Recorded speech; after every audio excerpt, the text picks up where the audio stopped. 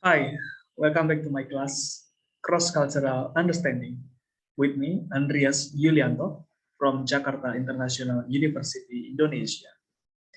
Today is the fourth meeting, and today's topic is about language, communication, culture, and power in context.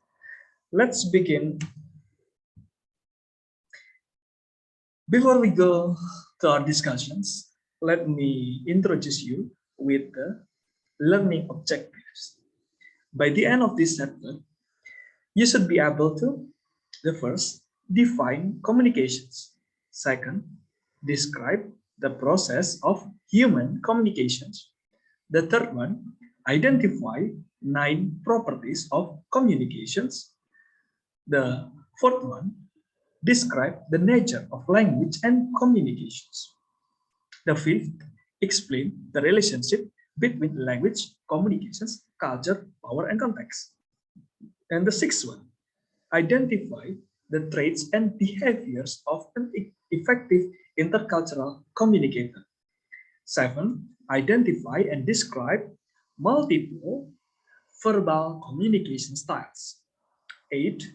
Explains the communications accommodations theory, CAT, and the difference between convergence and divergence. Ninth, identify the traits and behaviors of an effective intercultural communicator. Well, let's start the discussions. In the previous meeting, uh, we have discussed a lot about culture and its relations to language.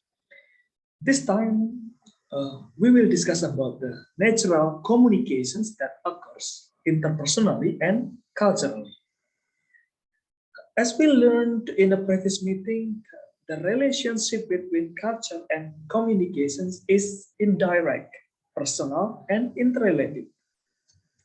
Therefore, here, Hall 1959, as cited in Jane Jackson's, famously state that culture is communications and communication is culture. Interesting, right? Of course, we have seen how the enculturation process and um, how the enculturation process occurs, and it all occurs because of the communications process between individuals, groups, culture, yeah, right. And of course, they encounter each other cross-cultural interactions and may discover new things. Therefore, to be an effective intercultural communicator, it is important to understand the process of human communications and the impact of cultural dimensions um, and force on communicative events that occurs in a given environment. Well, in these sessions, we are going to discuss the properties and definitions of communications.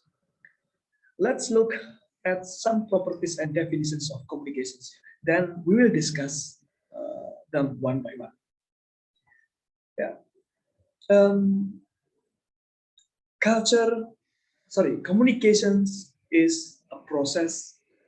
Communications is dynamic. Communication is interactive, is symbolic, is both intentional and unintentional, situated and contextual, pervasive, power infused, cultural. We'll discuss all of them in these sessions. Wow. Smith, 2007, as cited in Jane Jackson's 2004, say that communication is the process by which individuals try to exchange ideas, feelings, symbols, meanings to create commonality.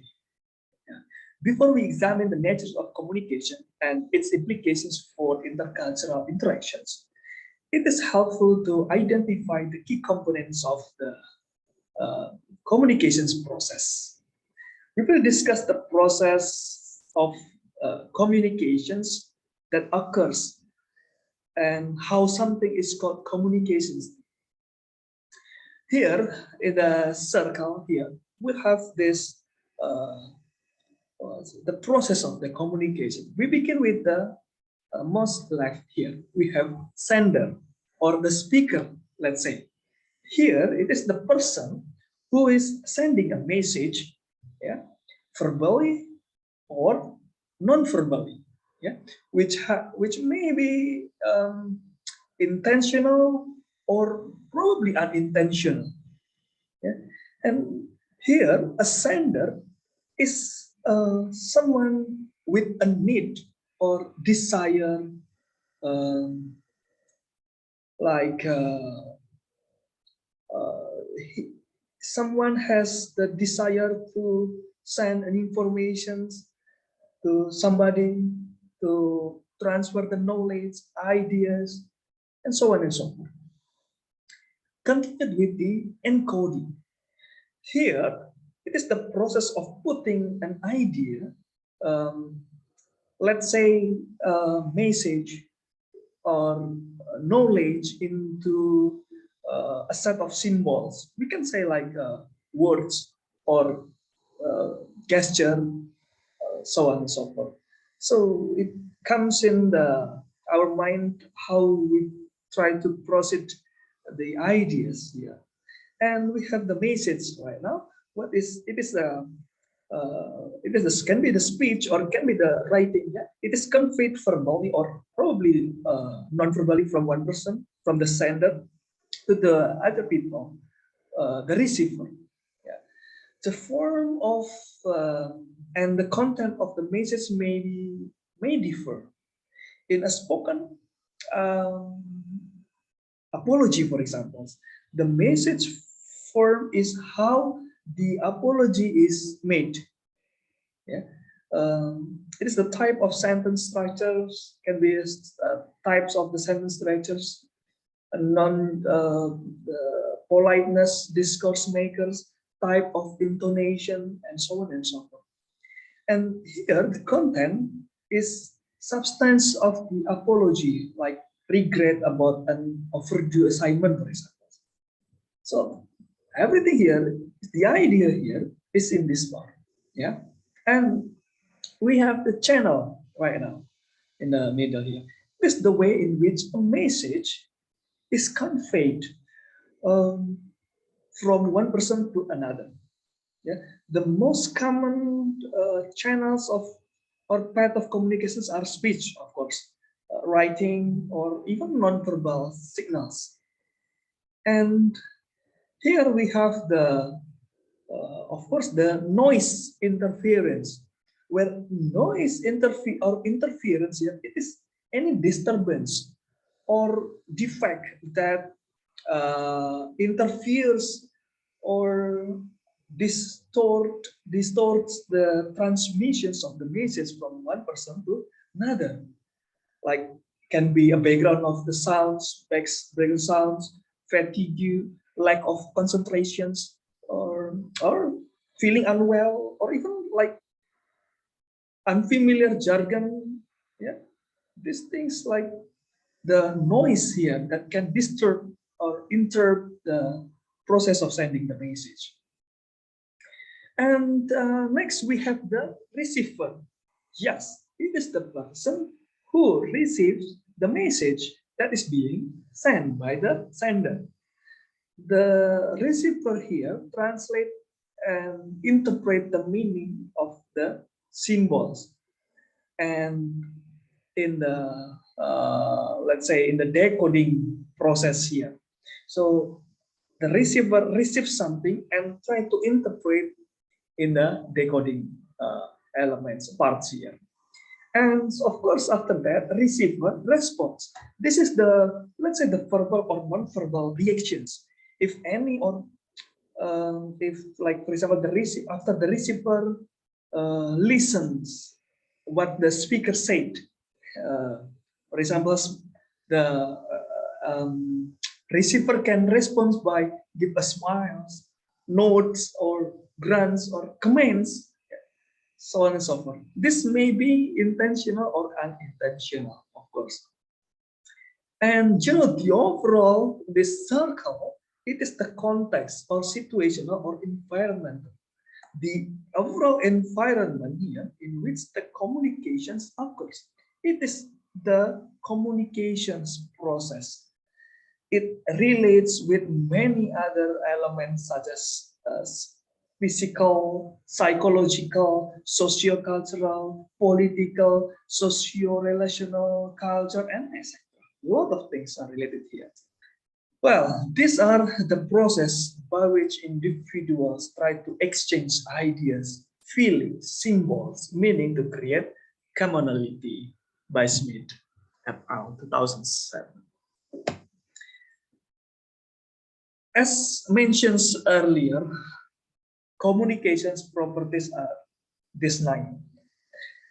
To better understand human communication and its implications for intercultural interactions, we now take a closer look at the key properties of the communications. Let's begin with the communications as the process. As Russian proverb says, once a word goes out of your mouth, you can never swallow it again. Communication is a process. Communication as a process is one of the definitions which most often used to describe the process of an interaction.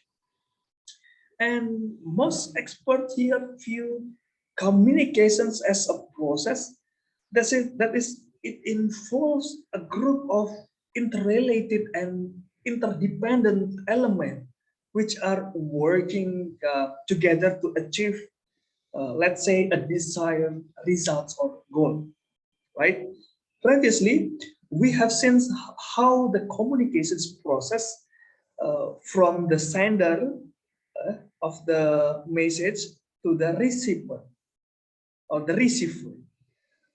Of course, with this process occurs with many key components or elements that become the process in the communications, right? The communications process here requires many components and steps. Of course, people who send and receive the message, yeah, ideas, emotional communication, emotions communicated, channels through which communication takes place, for example. And of course, the most important is the content, right? Although individual message and interactions, yeah, both verbal or non-verbal, have definite beginnings and endings, such as greetings and other things, yeah, the entire communications process does not. What does this mean? Okay, let's say when two individuals interact with each other, basically, the interaction is greatly influenced by how they interact before. Let's say what may have happened before is closely related to what is happening today and in the future. That's why here Russian proverb says, once a word goes out of your mouth, you can never swallow it again. Think about the last time you had a disagreement or conflict with one of your friends, for example. You may have said some things that now you regret it, right? Communications, however, is irreversible. You cannot take back what you have said or even what you have spoken. You may probably ask for the apology, but then an apology may show the hurt feelings and help repair the relationship. Let's say that's okay. You can ask for the apology, but then expressions of regret cannot be erased. Yeah. So our interactions previously, what you have uttered previously, will of course have influence, right? This what is that? This also means that the message you communicate now can affect your interpersonal relationship and future interactions too.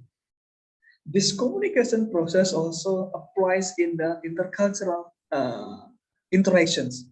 Why? When, for example, when you are interacting with someone who has been socialized in different linguistic and cultural environment, the history you are developing together impact on any communication that you have today and also in the future. Yeah, when the communications process goes well and both speaker and receiver feel respected and understood, relationships are of course enhanced. Conversely, when the communications process is unsuccessful, misunderstandings may occur. This can then negatively impact on the interpersonal relationships, right? And limit the desire of the for the further interactions. And the communications process influence the influence interpersonal relations. Yeah. So it is very dangerous, let's say. Yeah, that is the communications as the process.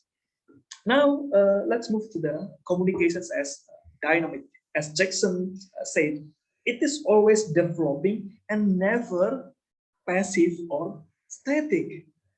Think about the last time you had an argument with one of your friends,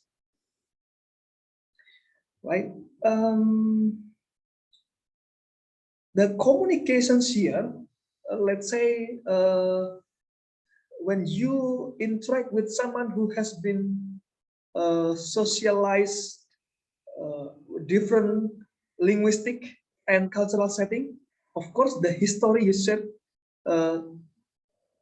will give others new knowledge, and of course, they will learn something from you, and vice versa. When somebody who is interacting with you are socialized with other things, their cultures, let's say, you will learn something from them. Even the linguistic, the what is that? The language style, the communication style, intonation, word choice, so on and so forth.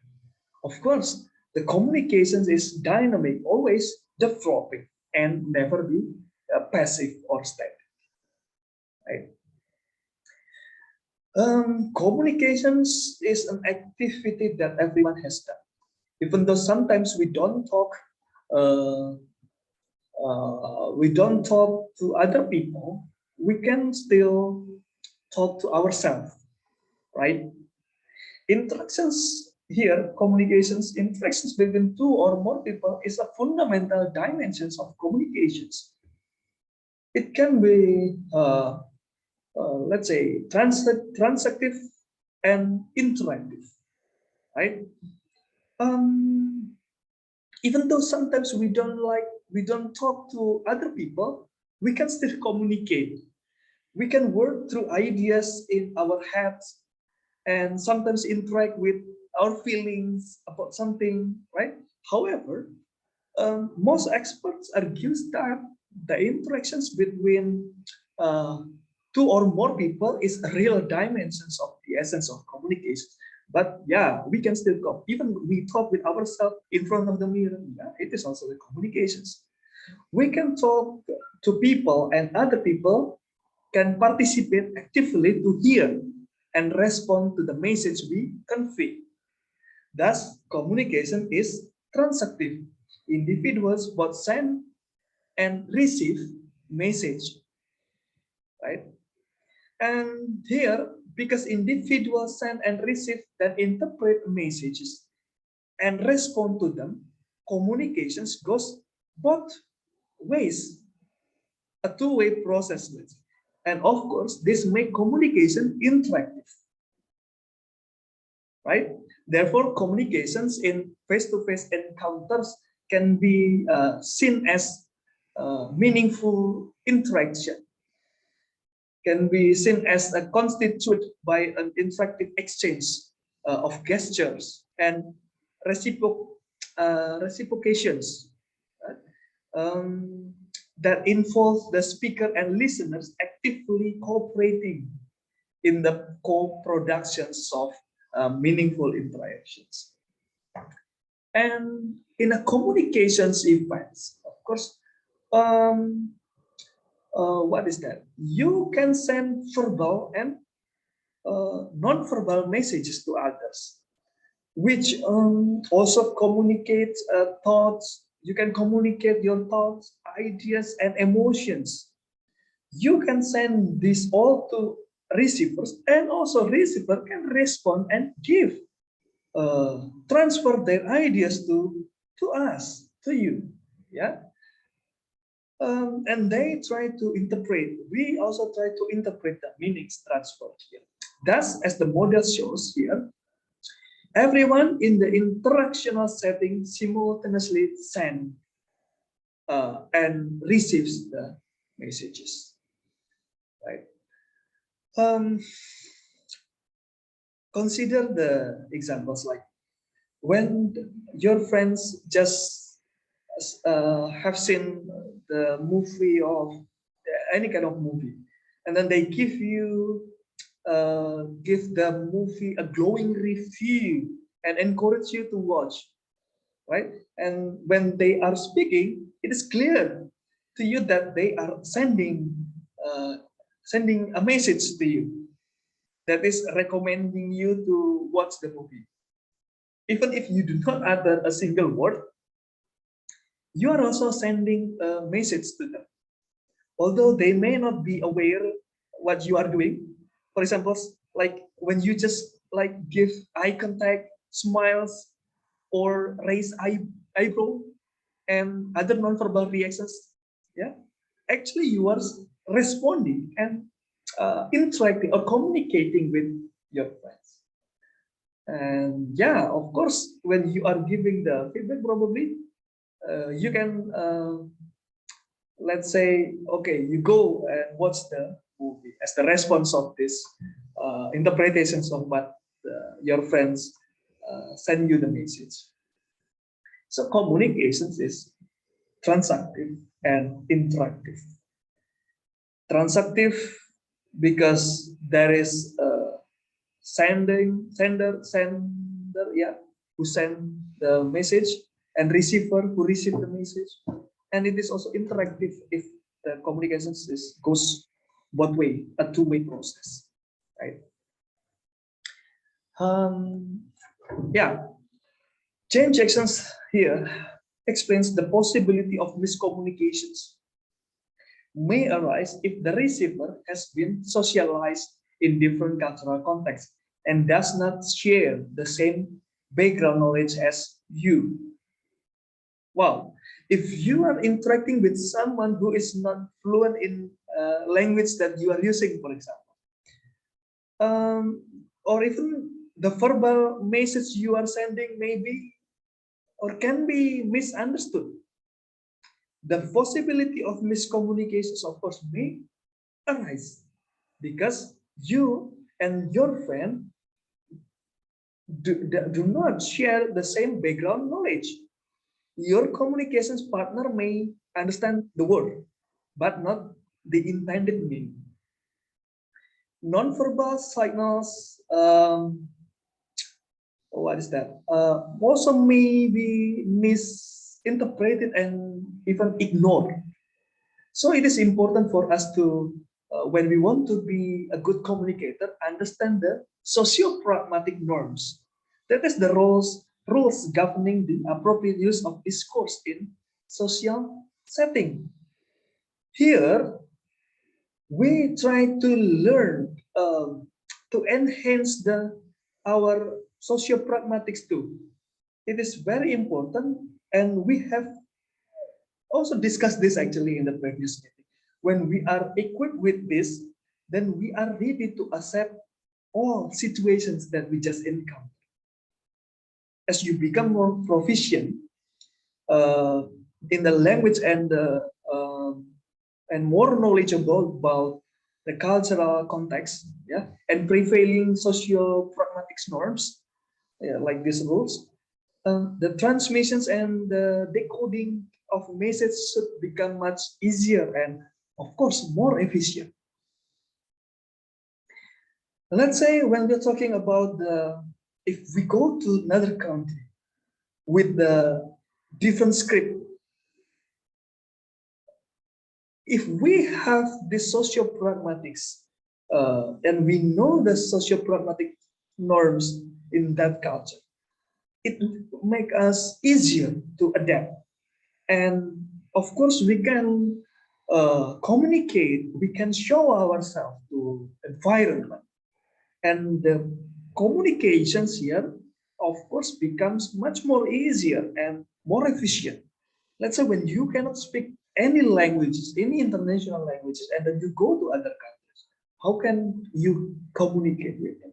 It is, of course, very difficult, right? Communication is symbolic.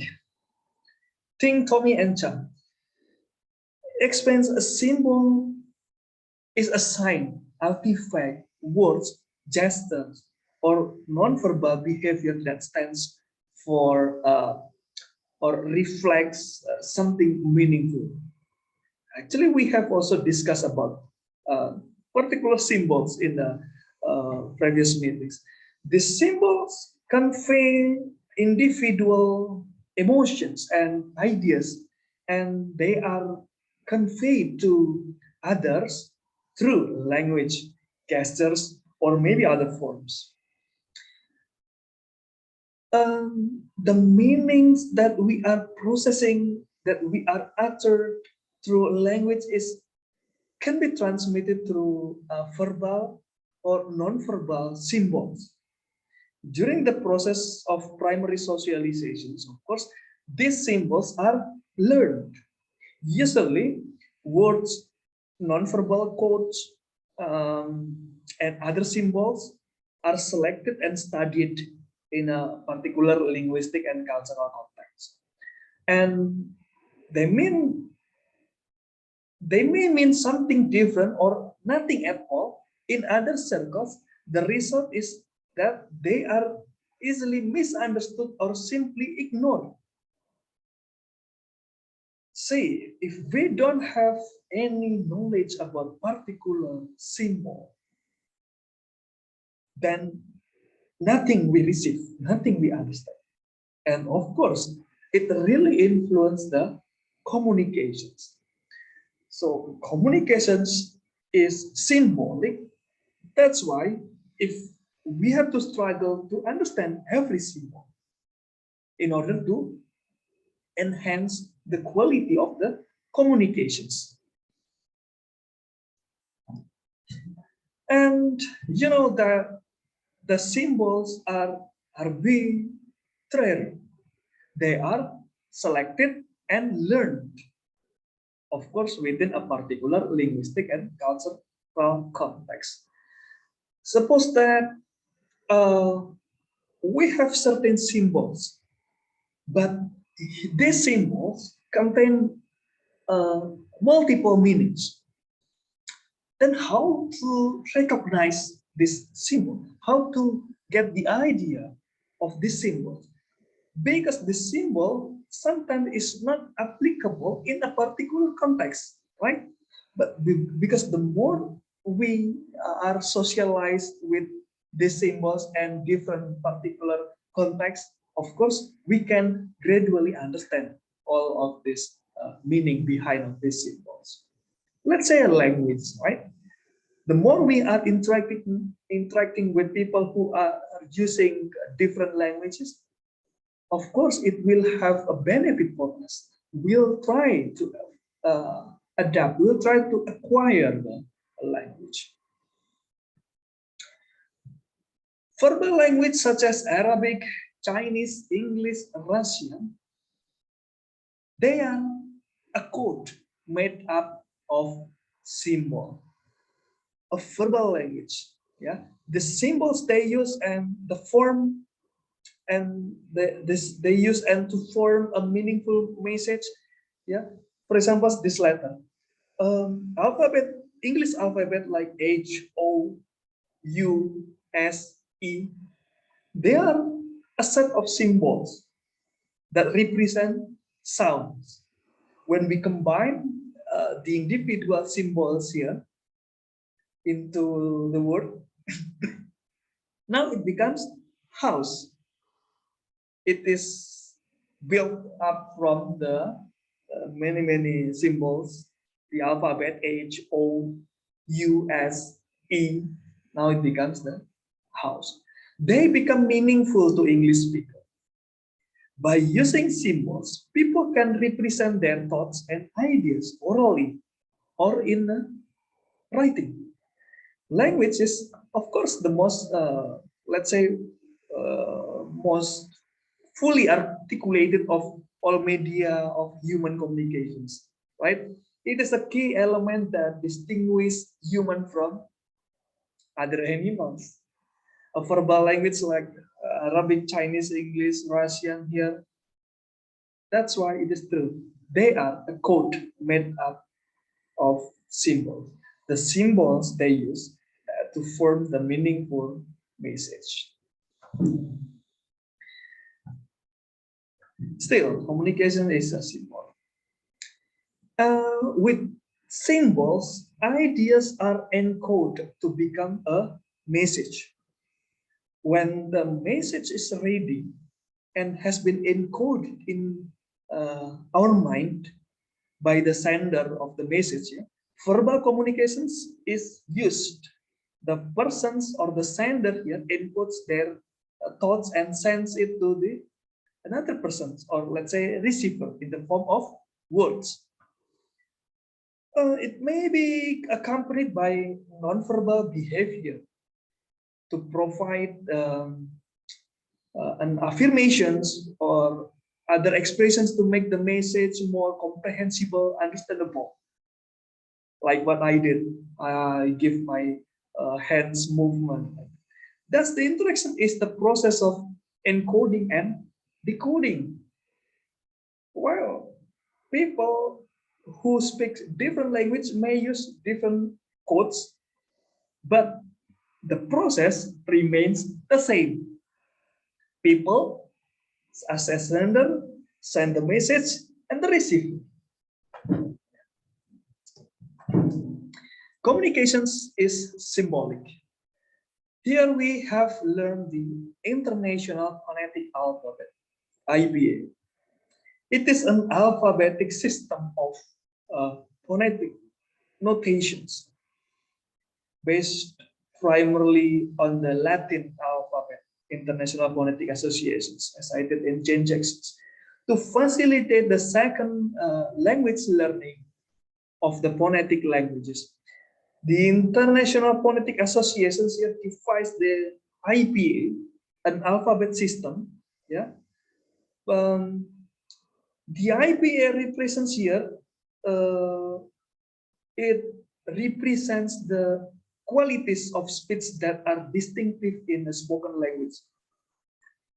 And you know, this IPA serves as the standardized representations of the sounds of the spoken language and is widely used today by linguists, translators, and foreign language speakers. And yeah, this system aids intercultural communications by helping, right? Once we know the International Phonetic Alphabet, we alter any kind of sounds or words, we pronounce it. Native speakers or other people would understand what we have said because this is the standard one and everyone learned this. Let's say communication is symbolic. Linguistic codes or symbols for the word house by James Jackson here. In other languages, in languages such as Arabic, Chinese, French, German, Hebrew, Hindi, Italian, Japanese, and so on and so forth, the transcript, the script, the original form are of course different. And then the different symbols here have been arbitrarily chosen to signify the meaning of house. Moreover, what this actually means in different cultural settings varies depending on the experience of the people in that particular context. For example, when Filipinos say the Tagalog word for house, bahay, they may visualize something quite different from the first language speakers of English in Scotland or Arabic speakers in the Sudan who says the word for the house in their first language. In other words, conceptions may vary along with the words or symbols that are used. Yeah. What does this symbol mean in your country? I think we have very different meaning of this one. In the previous meeting, I have this this symbol, which means in Korea it is a love to show the love expressions, but in some country it shows the about money. Right here in Britain, it is the sign for victory. Similar to language, non-verbal symbols or gestures are arbitrary. This same movement symbolizes the number 2 in the United States. So it shows it is the meaning of okay, 2. I need to bottles. But in Australia, it may be seen as an insult. In other countries, maybe the same things. Non-verbal symbols may have a particular meaning in one context, but the meanings sometimes different from other countries, other contexts. And yeah, of course, the same as language, it should be learned properly, and we have to enhance the socio-pragmatic competence here. And communications is a symbolic. These two pictures represent a lot. Do they use symbol to communicate? Of course, yes. Both of them use the symbols to communicate. On the field, football players use different symbols or gestures to communicate with each other. And in order to make it effective, one's communication system should only have meaning for members of one's own team, and especially not one's opponents. You're talking about something secret or secret strategy. In the field, you use certain body movement to show something. Of course, it is only applicable for your team, and it is understandable for you only and your teams, and opponents will not. And even the twins or the baby, right? Twins and other siblings may develop their own communicate codes that are, of course, incomprehensible to their parents. In this example, the verbal and non-verbal symbols are only meaningful to people who have learned to associate them with the particular ideas. In our everyday life, all of us are surrounded by specialized symbol that carry meaning for in-group members. Let's say who have been socialized in a particular cultural group. And there is a consequence, yes. Consequently, out groups, the people who feel not the same group with us, may easily misinterpret or fail to notice the message that we send. As one might expect, the interpretations or verbal non-communications is an aspect that can pose challenge when the communicators have been socialized in different linguistic and cultural contexts. Yeah, talking about the communication as simple is very long way process and needs a lot of time. And yeah, that's what we can discuss about this. And next, we talk about the communication is what intentional and unintentional. What does this mean? James Jackson mentioned that intentional communication is a situation in which two or more people consciously engage in interactions with specific purpose in mind. And while unintentional communications may also be taking place, however, how? The opposite of the intentional communications, of course. It is also important to recognize the communications, both intentional and unintentional. Let's say Catherine, for example, say to you, would you like to go to match a badminton match or party tonight? You probably say, sure. What time should we leave? And intentional communications here take place, and they are about to leave the you and me are about to leave the for the event together. And however, here probably you feel that maybe Catherine invite you to go to the match because you feel that Catherine is interested, right? But here, unintentional communication is also possible. You may believe that Catherine asked you to go to match because she is interested to you, when in fact she just wanted to go with you as a friend. That is the unintentional one. Wow. Well, communication is not always straightforward. True.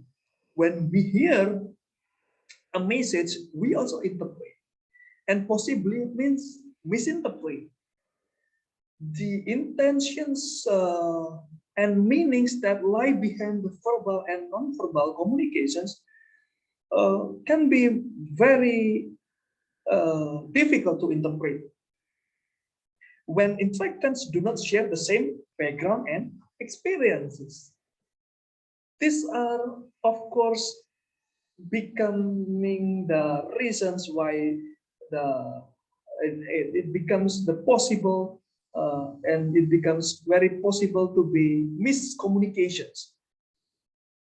If you go abroad to work or study and you engage in intercultural interactions in your home in your environment, you may find yourself in a situation in which you either misinterpret or you are unsure of your communications partner's intentions.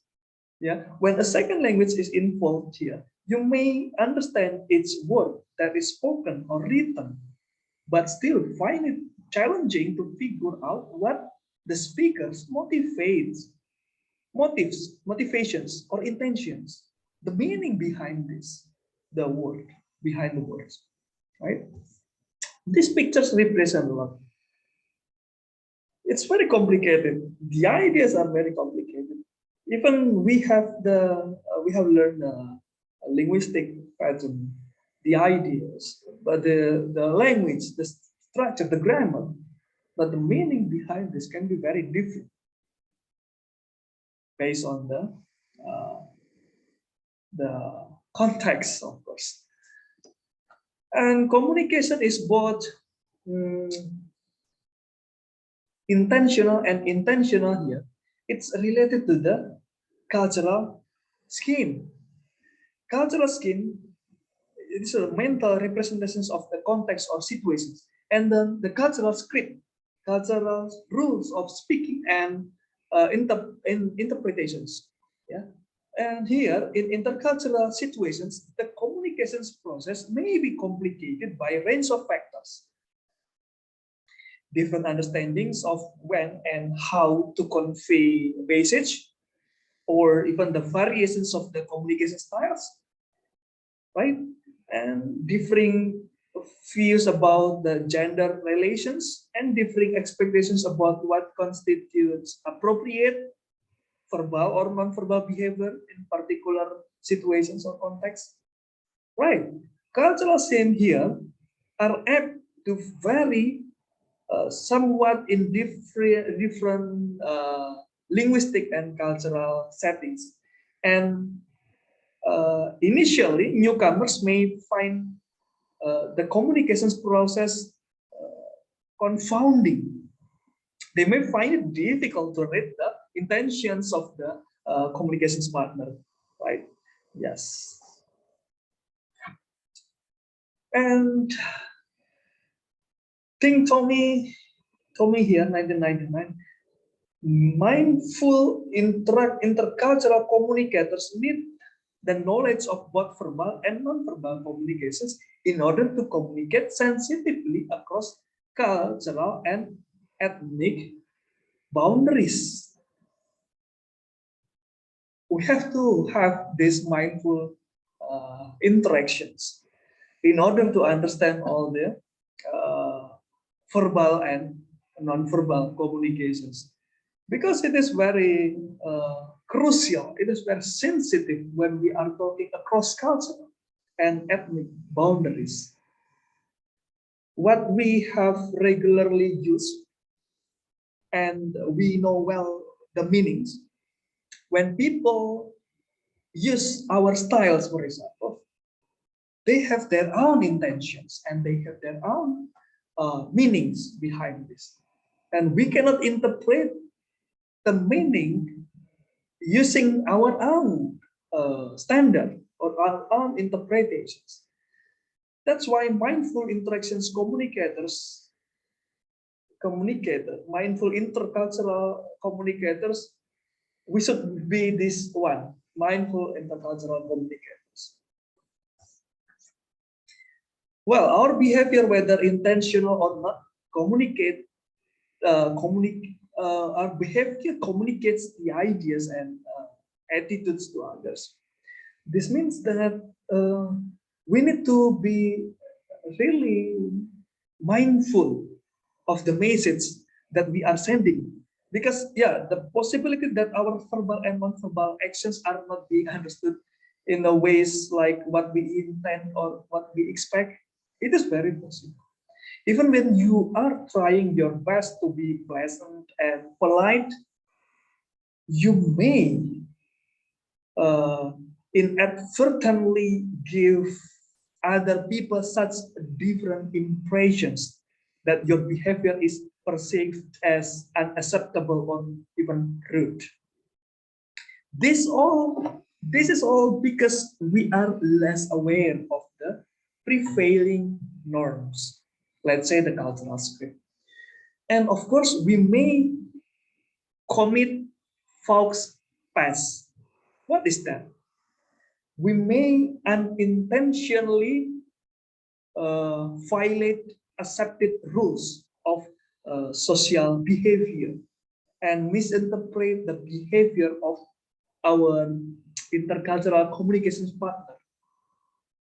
In intercultural encounters, especially those that take place in a second language, it is essential to recognize that all of us have been socialized in particular environments.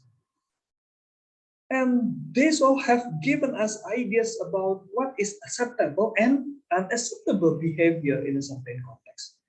And of course, the socialization process guides us to react and interpret behaviors in a specific ways. In intercultural interactions, it can be helpful to bear in mind that individuals with a different language and awareness language and cultural background are usually not behaving in a particular way to deliberately annoy you. Right? With a more intercultural awareness and understanding, you can suspend your judgment and allow more time to figure out why someone is communicating in this way. You can also reflect more on how your own behavior is being interpreted by others. Right? And next is the communications as is situated and contextual. We focus on the context. Context is the information that surrounds an event, and it is inextricably bound up with the meaning of that event. All communications takes place within a particular context or environment. Yes, absolutely. In many ways, the context defines the meaning of any message as it impacts on the form and interpretations of both verbal and non-verbal communications. Yeah, in interactions, contextual elements is essential to interpret. Yeah, and the contextual elements very what is that? It determines the what is that?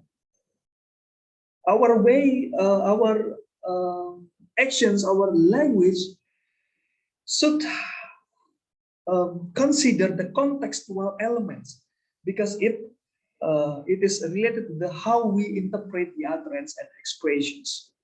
And communications may be complicated due to the different perceptions about what let's say what is the appropriate or polite behavior in a particular context. Because differing understanding of who should speak and what may be said can, of course, complicate intercultural interactions. Let's say when you are studying abroad, as in our style in our country, for example, we have regularly used the cultural scheme like the teacher will ask you or will request you to speak or talk a lot in the class. But when you are, for example, going abroad and studying in other country who have the, let's say, they are familiar with the other cultural scheme that is very different from you. They, for example, the teachers and the students are regularly communicate and, let's say, actively discuss and without waiting for the instructions to speak, the students speak it out, everything. And of course, it will like, we feel, wow, it's very different than ours, right? And of course, the contextual elements here is required in order to understand all the situations. Yeah, we, as simple as when we are trying to interpret the meaning of certain sentences. If it is possible to translate it directly, then we have to analyze the preceding and the following utterances, expressions. This context really have different meaning. And the preceding and the following utterances help us to understand the meanings of certain situations. And the immediate physical situations, wider situations, knowledge presumed shared between speaker and hearer, those things are the contextual elements that contribute to give us the meaning, help us interpret the intentional meaning behind of certain utterances. Communication is situated and contextual. Yeah. Here, types of context and contextual elements that can influence the communications processes are cultural or microcultural, environmental or physical, perceptual, psychological, socio-rational, situational, temporal, etc. There are many types of the context and contextual elements that can influence the communications process. right? If you have been, let's say, socialized to believe certain thing is rude, like it is rude to make direct eye contact with the authority figures, for example. Out of politeness, you likely avoid this. If your communications partner, for example, have been socialized to believe that direct eye contact is the signals of the trustworthiness and respect, of course, there will be direct eye contacts. And here, there is the potential for misunderstanding if it is applied in different contexts. Kinship uses like what I said previously, greetings and social status positions, etc. There are a lot of things. Yeah. And talk about the environmental. The first is the elements, the contextual elements is the cultural. So we talk about the cultural background, all the things that influence all the factors that influence and make up one's culture, like behavior and social norms. Those things really influence the way we communicate. And then the second one is the environmental. Yeah, communicating in a hot or noisy or in a very uncomfortable setting, of course, will be different when you are talking or interacting in the, let's say, in the air-conditioned office, in a very fresh or very quiet place. Yeah, it's related to the physical environs where the communication is conducted.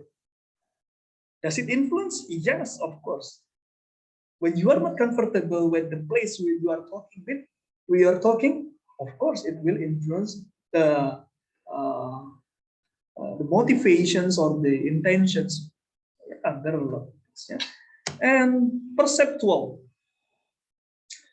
the individual characteristics of interactants can be motivations, intentions, and personality traits.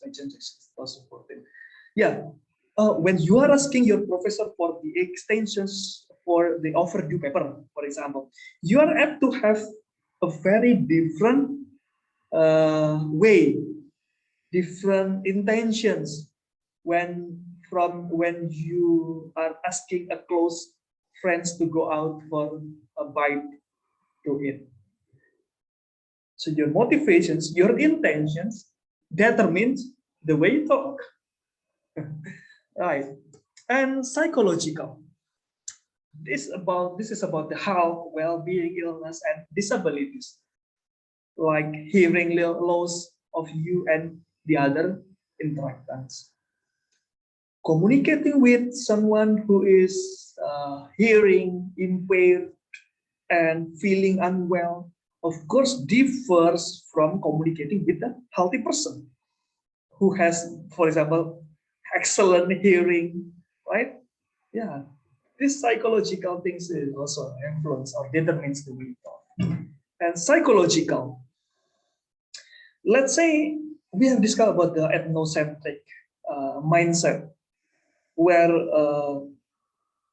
you, let's say, if you have this ethnocentric centric mindset, the way you communicate with someone from another culture may be disrespectful because you feel that you are different from me, from my positions, you are far away, or let's say you are not in my class. This is really influence the communications process. Of course, if you have this ethnocentric mindset, you don't have any intention to talk with somebody else, right? And relational. Oh, the personal relationship between you and the other persons. For example, your history together, the feeling you and the other person have about each other and the relationships. Of course, this determine your conversations. You are apt to be more guarded and less open when interacting with someone that you do not trust, or even when someone who hurt you in the past. So you will not talk, or you don't want to talk again with him or her, right? And yeah, it may affect the current interactions. And the other is the situational. Um, it is related to the psychosocial environments. That is the locations where you are communicating. And interactions that takes place in the lecture theater is very different from one that take place in a karaoke or in a stadium or in outside that in a bar or cafe. And the social, it is the power hierarchy, the social relationship between you and the other persons, social distance, cultural rules of behavior, politeness, norm, formality, history, relationship, and gender. The power distance and social relationship between you and your professor, for example, let's say it differs from that of the power distance and social relationship between you and your close friend or even your family member, right? So of course it's very different, and the social status, the social situations determines or influence or affect the interactions, the current uh, intercultural communications. And socio-relational. Well, this is the social rules and group membership. Let's say the demographic and gender, age, so on and so forth. Well, the way you communicate with a monk or pastor, right, differs from the way you interact with your close friend with the same age. Yeah, and even the way you talk with your parents or the figure that is the important figure in your country, of course you will differ the way you speak with them, comparing with your talking with your uh, brother or sister. And the last is temporal, time and timing of the interactions. The way you interact may differ depending on whether the interactions is at 5 a.m., noon, or midnight, when you are sleepy, when you are talking at night. So it's really, this all can influence the communications process. True. And yeah, communications is as pervasive. Wetzlow, 1967. We cannot not communicate. This means that anytime you are perceived by another person, you are communicating messages about yourself and your emotions, even though they may be below below your level of awareness, right?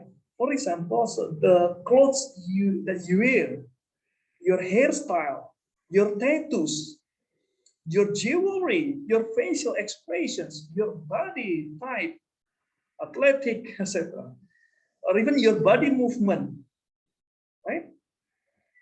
Um, this all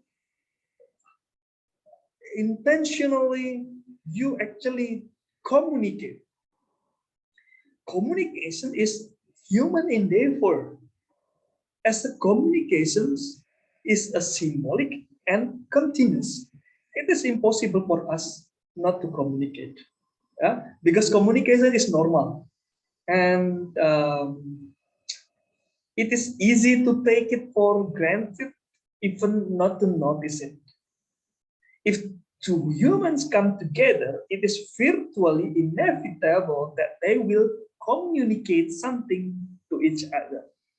Even if they do not speak, messages will pass between them by their looks, expressions, and body movement. Each will tell the other something, even if it is only, I don't wish to know you. Keep your distance. I assure you the feeling is mutual. I'll keep clear if you do. Argili and Trower, 1979, as cited in Jane Jackson's. Well, communication as power influence. We move to this part. Martin and Nakayama 2008. Individuals in powers consciously or unconsciously create and maintain communication systems that reflect, reinforce, and promote their own ways of thinking and communicating. Although not always obvious, power influence the communications process. How? Yeah, communication is rarely between individuals with the same amount of power and prestige. Of course, there is someone who is higher and lower in the term of the power. In most interactions, it is the persons with more power and status who determines how the communication process unfolds. And let's say which language we use, right? When people interact together, they actually uh, have different powers. Intercultural interactions are influenced by one's positions in the power hierarchy in terms of race, let's say gender, age, or even language, right? Or sexual identity, even including a person's accent, or nationality, or actually many other characters, yeah, that influence this one as the power. In many contexts around the world, women struggle for respect when communicating in a male-dominated environment. Yeah, as their language use and speech style may differ from those who mean in power. To make it clear and make it more real, this case study will explain us. Jane is an exchange student. She encountered difficult situations both inside and outside the classroom. Besides, she encountered a new culture. She didn't understand what was happening at the time in her environment. Everyone seemed to not want to talk and tend to ignore her, especially when in class, the lecturers even seemed reluctant to listen and see her performance in class. Even though Jane is a smart person in her home campus. Wow, it explains a lot in these situations. What kind of power is talking here? Probably Jane is in the place where male-dominated environment. Actual intercultural interactions are largely influenced by where one is positioned in the power hierarchy in terms of race, ethnicity, oh yes, gender, age, language, physical ableness, sexual identity, and other social categories. Kubota 2012. Individuals in many contexts around the world, minority group members may find it difficult, may find obstacles in communicative events involving people from the majority culture. As Jenny experienced it, she is the minority. She struggles to have their voices heard.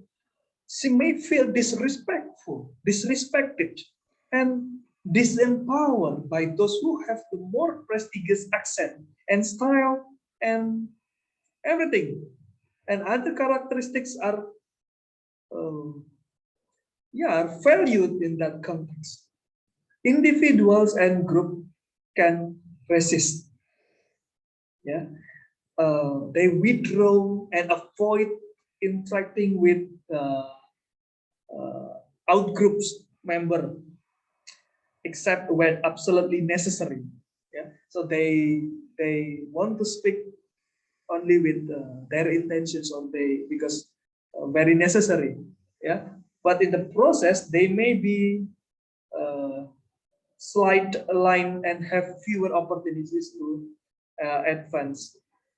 Of course, this minority group is very experiencing very difficult situations because of the power influence, and intentionally or uh, consciously or not, this really influence the process of the communications. Right? Communications as cultural. Jane Jackson explains that the verbal and non-verbal symbols we use to communicate with our in-group members, close friends and family members, people who share the same language, ethnicity, and religions, are strongly influenced by our sociolinguistic and cultural socializations. What does this mean? Culture shapes communications and vice versa. Communications and culture are so closely bound together that all communications engaged by humans is culturally linked. Of course, through enculturations, this is the process of the primary language and cultural socializations. We learn how to communicate in ways that are deemed appropriate in our culture. Yeah, if we do not always follow prevailing norms of communications in our home environment, we are familiar with them as we are continuously exposed to them in daily life, right? People from different linguistic and cultural background have been socialized to communicate in different ways, like use specific style of communications.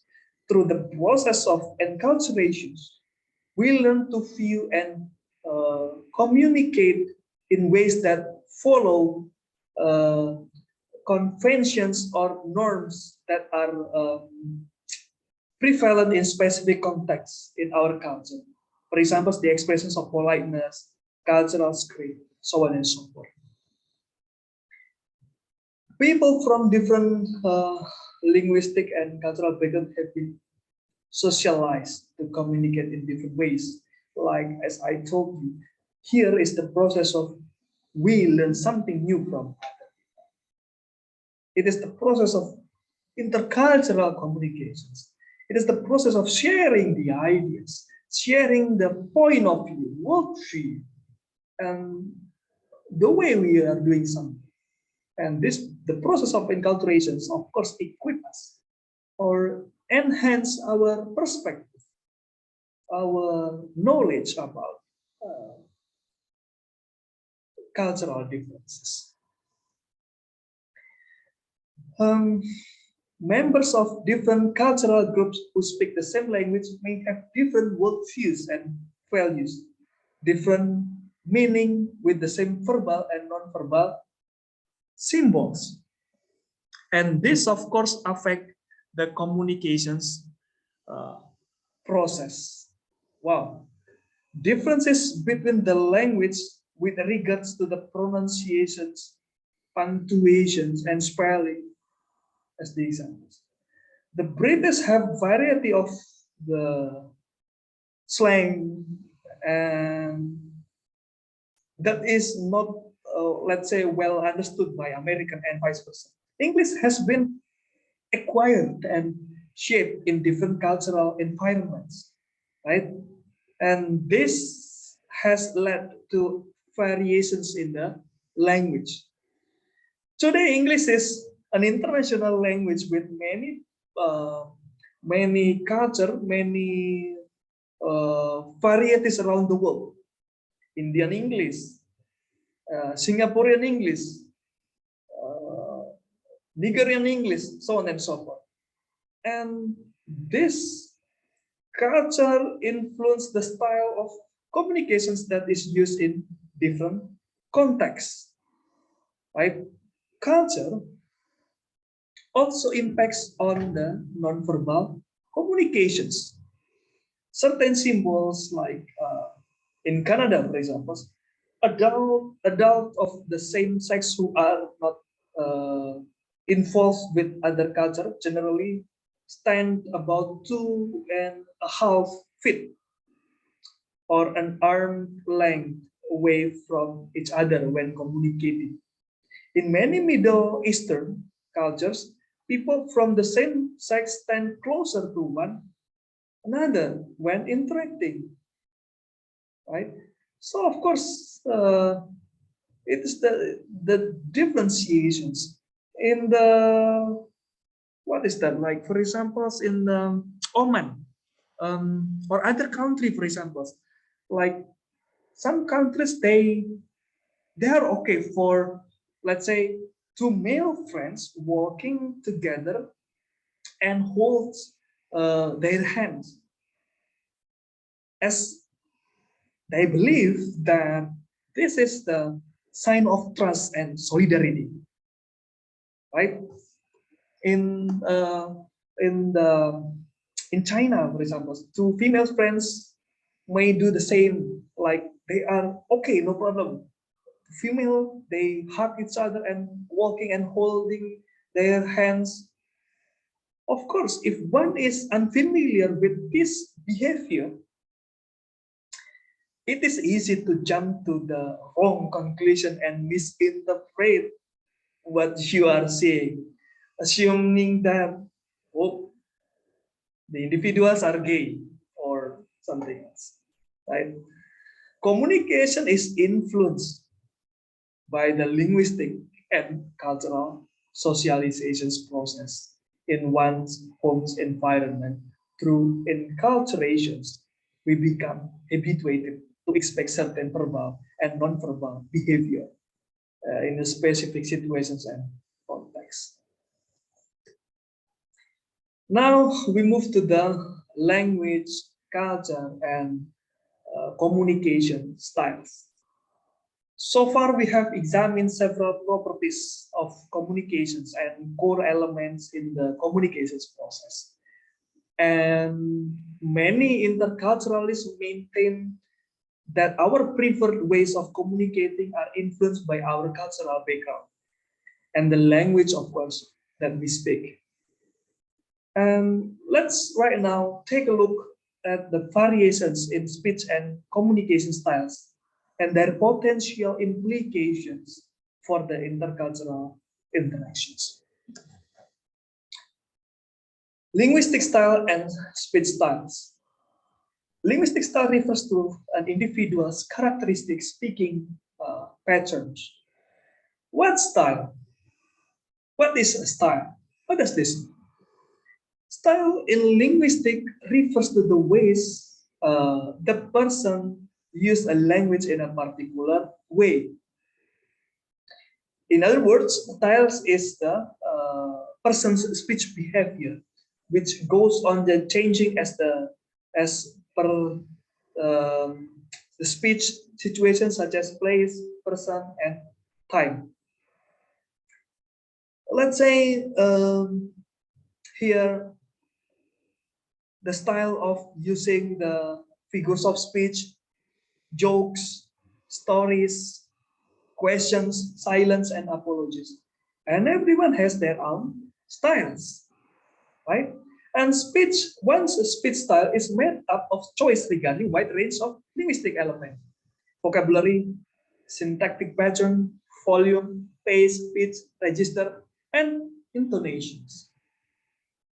Wow, the linguistic styles and speech styles can also be learned because of the enculturations.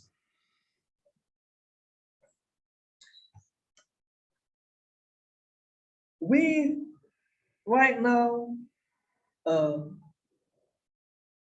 have the situations where uh, differences come to us and we are let's say, having a problem to interpret these things.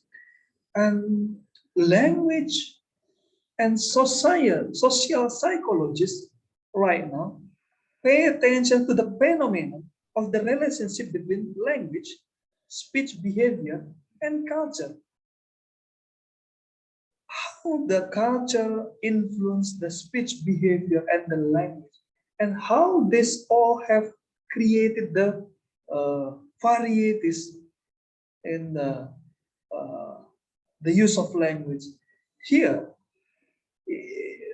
there is a communications accommodations theory that is to describe and explain why individuals modify their speech communications practices depending on who they are talking to. Well, this is shown with the concern from the experts how um, they find the the different language styles, even the same language, the way to communicate, even using the same language, and so on and so forth. Well, through this theory, we will also see the reasons and the consequences that arise from changes in the style of language used when speaking or writing, yeah, for other people, for different people. In this case, people sometimes try to change their speaking style to be, let's say, to be more similar to the interlocutor in order to emphasize the solidarity and um, and of course it is also to reduce the social distance, right? When we are able to be like someone else, when we are communicating with them, and we can adjust our styles, language style, of course we are feeling in group with them. The interactions can get closer and feel in group and feel like, okay, we are the same, right? Then what about divergence? So the previous one is the convergence, yeah. Because the convergence is trying to win the approval. So once we try to adjust and try to imitate and become the same as them, so we feel or we can like this is the act of convergence. What about the divergence? Of course, if here by accentuating language and cultural, accentuating language differences, the strategy of divergence, switching to an ethnic dialect or language when speaking to a host national. They choose to maintain their style of speech to emphasize their affiliations with their in-group and differentiate themselves from the addressee. Of course, this can also have an impact different from the convergence. The consequence for the convergence is they feel accepted, they feel in group. Here, it can be the opposite. They will feel out group or even like exclusions from the environment. Communication style. Sapir, 2005. The way in which we communicate a pattern of verbal and non-verbal behaviors that comprises our preferred ways of giving and receiving information in a specific situations. Well, while linguistic style focus on the pattern of language use, the term communication style here is more broad. While linguistic style focus on the pattern of language use, here the communication style focus on the how we deliver the message. We can use the way we communicate. We can use the verbal or non-verbal behavior. Let's say we here we have the styles like me when I'm talking. I'm collaborating with my hand styles or my body movement, certain things. So this is the options.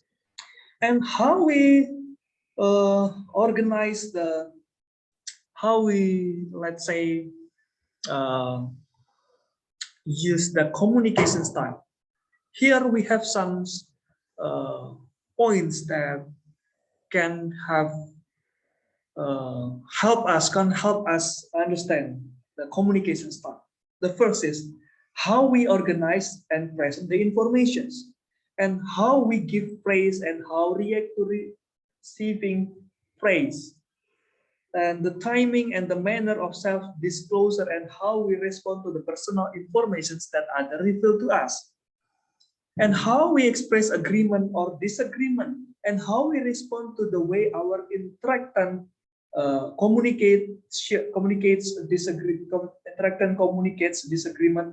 or disagreement to us, and how we build to interpersonal relationship, how we convey politeness and impoliteness, and how we perceive politeness or even impoliteness in the communicative actions of others, how we negotiate and respond to the negotiations or conflict management style of our interactants, how we make decisions and solve problems or disputes, and how we respond to the problem solving approach of others.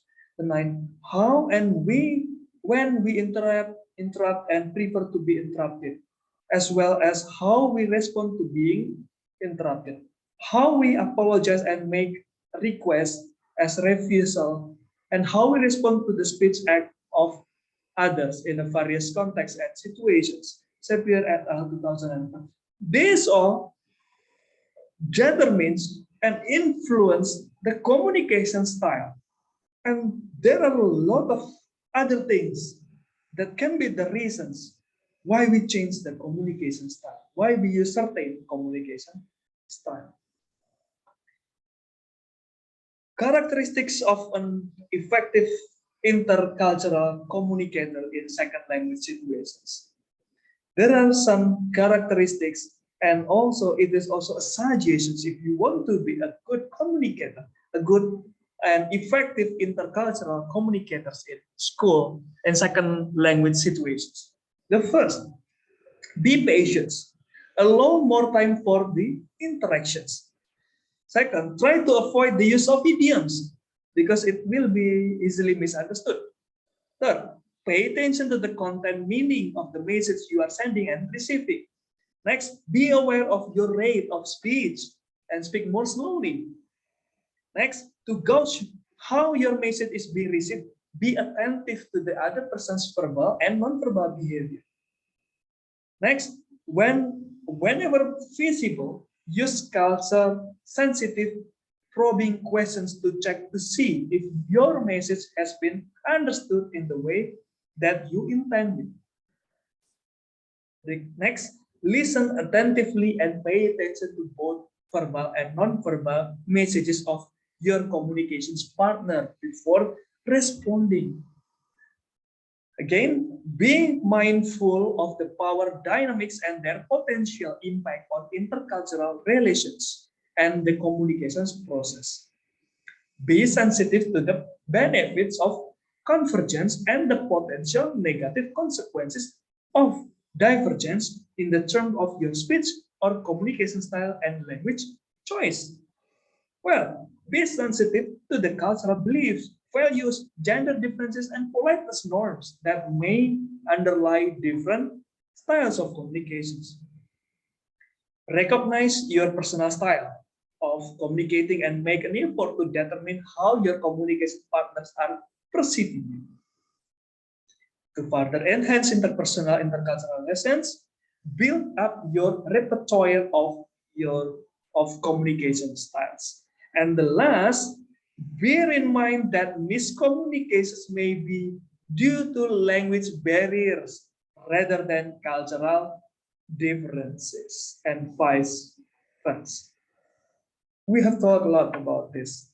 We have talked about these communications, culture, and socializations process, many things. We have come to the end of these sessions. Now try to answer these 5 questions. You can write it down, you can discuss with your friends, with your partners, and answers. The first, describe the relationship between language and culture and power. We have discussed it. Second, why is the context important in any discussions of language, culture, and power? And third, how can knowledge and of the communications process help you become a more effective intercultural communicator? Fourth, identify 5 strategies to employ to become a more effective intercultural communicator, especially in the situations where one of the communicator is not fluent in the language being used. The fifth, describe your styles of communications. Does it vary depending on the context? Then if yes, how? How might this knowledge enhance your intercultural interactions? That's it about our today's sessions. We'll meet again in the next sessions, and we'll have a lot of discussions again with a cross-cultural understanding. That's it about today. Thank you very much, and bye-bye.